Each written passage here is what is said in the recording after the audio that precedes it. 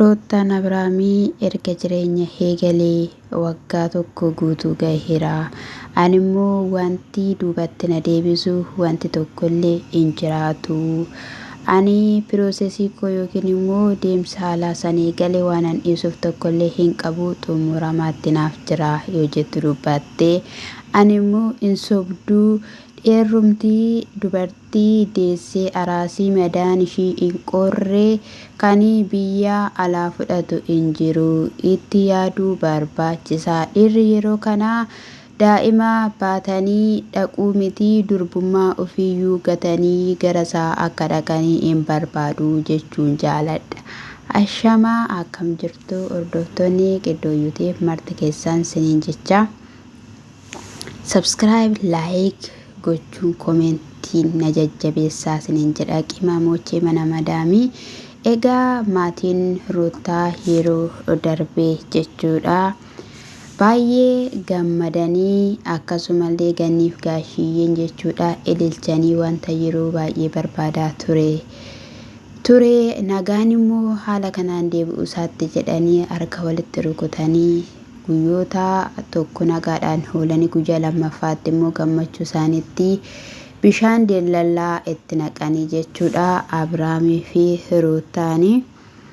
Egaa Ruutaanii Abrahaamiin shaanxaa baachiftee manaa baasuun ishee nama baay'ee lolchiseetoo jira. Kinoo maatiin isheellee itti deebi'aniitoo jiru jechuudha. Maaliif akkas gootii? Kuni gaa'ela mitiidhaayi. Gaa'elli immoo waliigaltee wal dhaggeeffannaa barbaachisaa jedhaniitoo jiru jechuudha gaa'e. Kanarraatidhaan kan ka'e kinoo ganniini buttaa jiraadhaa baatee dhuftee jirti jechuudha. Egaa yeroo kanatti roobeelee Ruutaadhaanii bira jira jechuudha.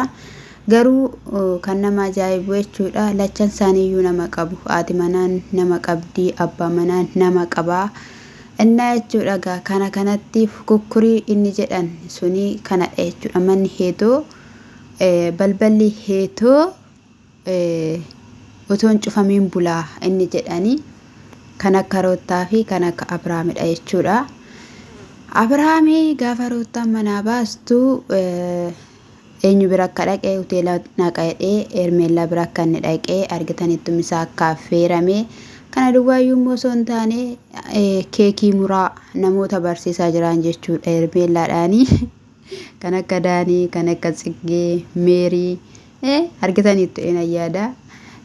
Meeriin kuma dhibba galteedhanii keekii muraniitoo turanii jechuudha. Isinii galee achiin shirri gudi jechaa jira. Nama gaa'ela diigee hin fakkaatu.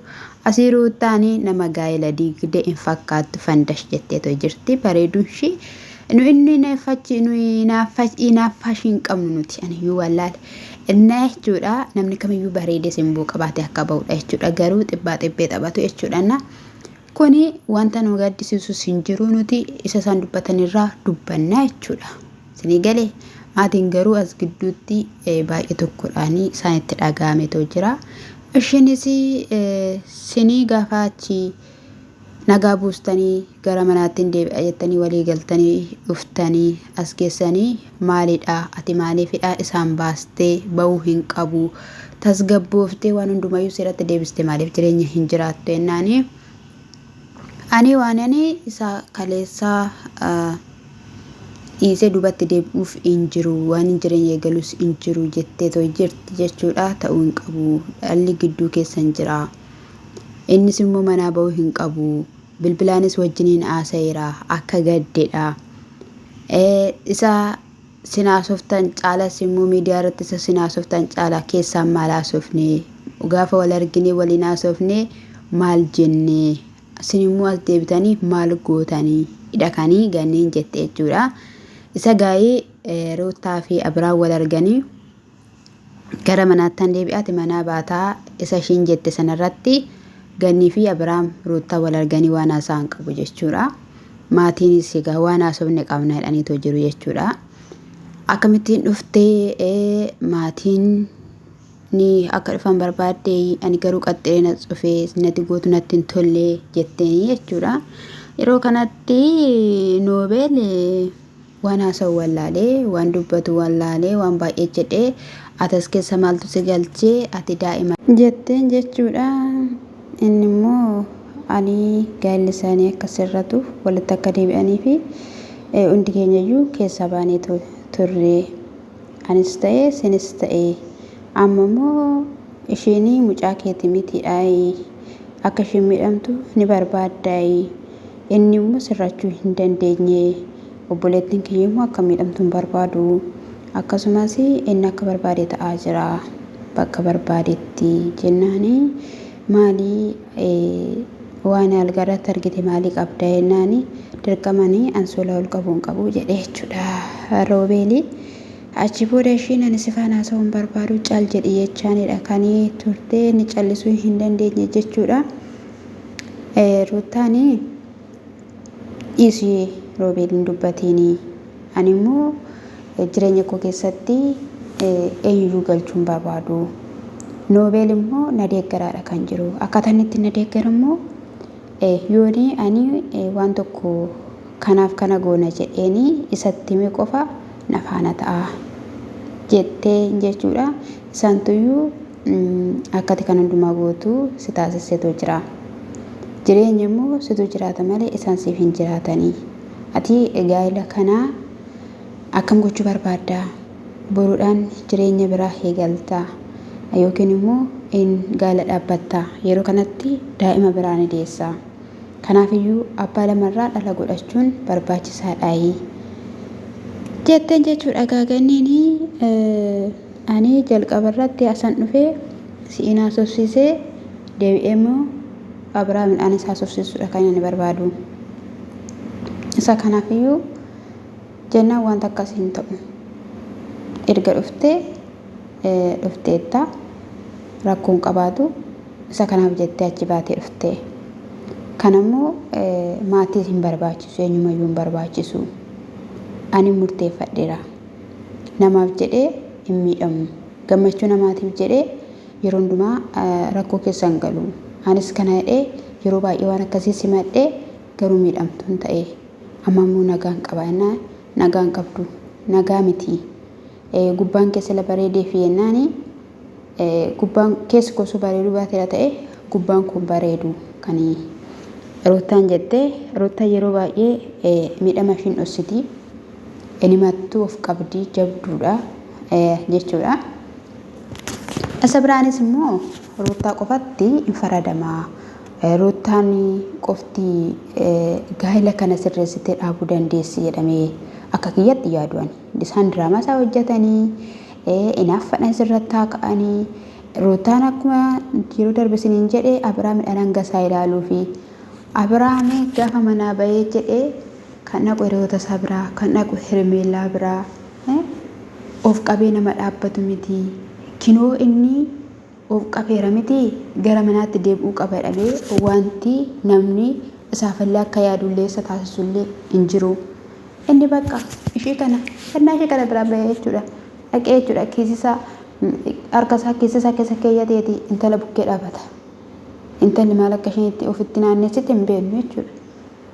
Kanas haa ta'u sana inni dhimma mataa isaaniitidha. Dubartiin tokko dhiirri tokko ta'uufii baateera taanaan injeeqa taanaan suusii garaagaraa qaba taanaan amma dandeessu iyyaalti sanarraan booddee irraa gargar baate jechuudha. Garuu immoo gaa'elli Ruutaa fi gaa'elli Abrahaamis aalanyaa ta'ee Ruutaanis aalanyaa taatee osoo hin taane inni maaf akkana godha anis akkanaan godha isheen maa akkana gooti anis booskinadhaa jireenya isaanii jechuudha. Becececeke godhee walitti makee jechuudha wadaroo wal xaxe ta'ee jechuudha. Isin galee amma ati gaddituutti amma abbaan gadduutti Ruutaanii manuma ishii galte Abrahaam faana jiraattidhaan maatiin achi gaggeessanii isheen as dhuftu ispoortii biraa eegalte akkuma si faana Hermeelaan ta'aa jirtu ana faana immoo genoo isaan kun hin ta'u caatii nyaattuun na faana hin ta'a jettee inna jechuudha. Eessuma isaaniiti egaa akkadhaan itti ganniini Roobeel isayyuu jechuudha abbuushaa osoo hin taane nama tokko abbuushaa yaada qaba qalbii qaba suutaadhas garuu abeelfaana maal akka ta'e hin beeku walloon viidiyoo isaanii sana ilaalle malee morma waan ta'e qabee irra jira jechuudha. Tamtaan irra nagarree garuu viidiyoo gadi tuqee jechuudha na isa ture jechuudha. Kuni in ariifata suk jedha waan argee jechuudha na mee ilaalame ruutanumti hojiin mashimichaa jechuudha. Dubartiin tokko hamameeyyuu jalqabuma kaasaatti ilaala yeroo mashiin garaatti baattuu kaasaatti ilaala eenyu faana akka isheen jirtu jechuudha. Qoymoo suurri daanii tokko si asiifachi deemaa jira viidiyoon isaa wayii jechuudha na innoo maalidha innaqeen jedhame inde daanii fakkaataadhaan fa'ee haasawee jechuudha irratti laayifii hojjetu daana kolfee nama si wanti sanaaf hin galleenna fataadha walmaan guddisaa kaabashaan daa'ima walmaan guddisaa durumayyuu jechuudha miti baasawee gaafa inni tokko gabaa dhaqu keessa tokko walla turre sinis akkas godha. Gaafa iridhattu ruutaan waan tsiggeetti kenne tsiggeen immoo gaafa deessemu ruutaatti kenne akkasitti tokkoma waliin guddisaa innaa dammoo eessayyuu dhaxxanii eenaa wanneettanii warreebdanii waltumtanii wal boccoqxanii milikita walitti gootan deebisanii walitti da'amtu waan ta'eef dhimma mataa keessaniiti yaada keessan nagaan tura.